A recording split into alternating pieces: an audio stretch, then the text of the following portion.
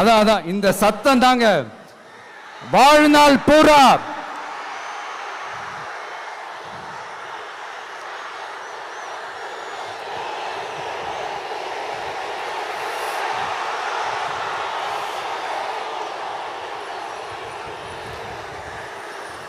வாழ்நாள் பூரா உங்களுக்கு நன்றியோடவே இருப்பேன். இப்போ நம்ம காளிங்கராயன் அவர்கள் அணையை கட்டுறதுக்காக பவானிக்கு போய் பார்க்கும்போது ஒரு இடத்துல ஒரு பாம்பு வந்து உட்கார்ந்துச்சான், படுத்துச்சான். அது படுத்த இடத்துல தான் அவர் அணையை கட்ட ஸ்டார்ட் பண்ணாராம். அப்புறம் அந்த பாம்பு வளைஞ்சி நெளிஞ்சி போற இடத்துலலாம் கால்வாயை வெட்டினார்னு சொல்லி சில வாய்மொழி கதைகள்லாம் சொன்னாங்க. தண்ணியை சேமிச்சு வச்சு குடிக்கிறதுக்கும் விவசாயத்துக்கும்.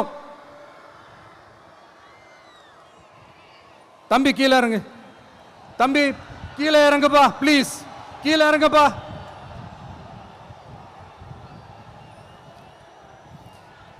ஓகே, தேங்க்யூ கீழே இறங்குங்க, கீழே இறங்குப்பா. நீ இறங்கினாதான் புத்தம் கொடுப்பேன்.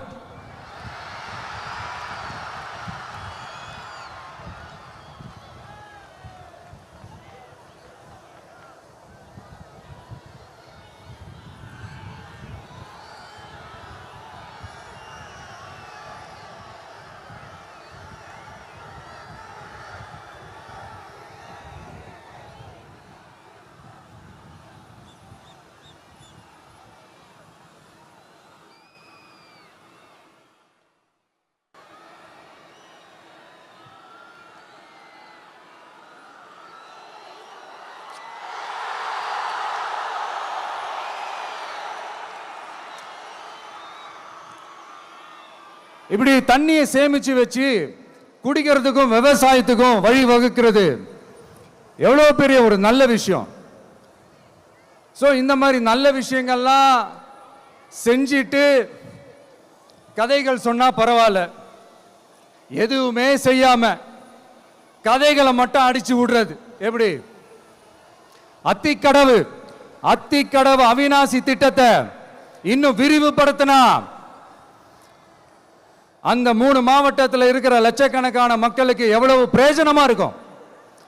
எத்தனையோ லட்சம் ஏக்கர் நிலங்கள்ல விவசாயம் நடத்தினா எவ்வளவு பிரயோஜனமா இருக்கும்.